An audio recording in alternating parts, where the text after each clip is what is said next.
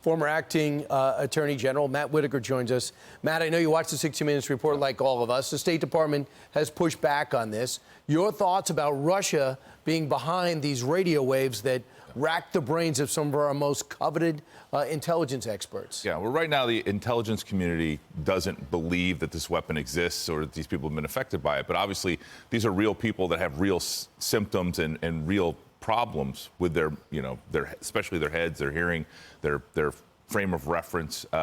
But the question is, does this exist as a weapon? And I think DOD believes it's more likely than the intelligence community does.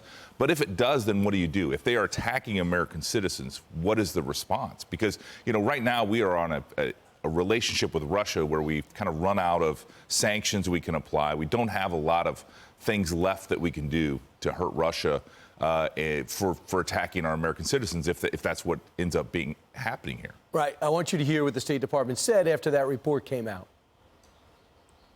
It has been the broad conclusion of the intelligence community since March 2023 that it's unlikely a foreign adversary is responsible for these anomalous health incidents. It's something that the intelligence community has investigated extensively and continues to look at.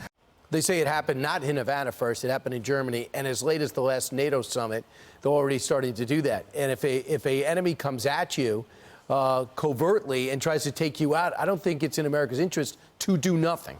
No, I completely agree. The question is, what should be the response if you don't know for sure that it's happening and that Russia's behind it? I mean, I think that is why the intelligence community and why the State Department are taking this attitude of we're going to have to need more evidence. But at the same time, these people, there's 100 or more people that have been injured from similar alleged attacks, and I think that's very concerning. And when does it get to a point where the government changes that assessment? That's where we're at right now. They seem to be everybody hit seems to be involved with Russia investigations and be very higher up in that. Meanwhile, let's change gears and talk about one of the Trump trials. Jack Smith back in the news today, pushing back on the judge in the documents case for entertaining Donald Trump's team for saying these were all of his documents. These were his personal papers. He should be allowed to keep them. You should not be charging him. Jack Smith is outraged. He says he never told anybody they were his documents. Yeah, but that kind of buries the lead. And what they're trying to get at is this Presidential Records Act argument, which is ultimately the Clinton sock drawer case, right? I mean, Bill Clinton had personal recordings in his sock drawer. A court determined that they were his personal records. It didn't matter if they were classified, didn't matter anything, because Bill Clinton had determined after his presidency they were his personal records.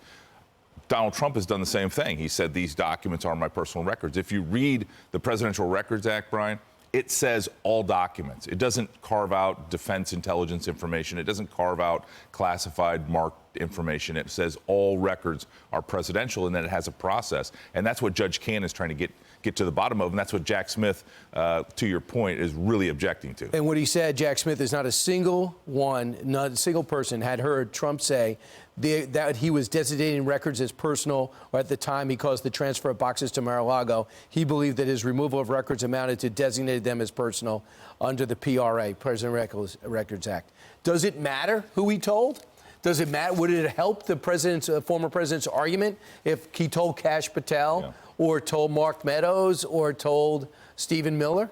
Yeah, there's been several people that have publicly said that they did know that he had determined certain things as personal. But that is when you get behind a grand jury and you testify under oath and under penalty of perjury. I don't know what they said in front of that grand jury.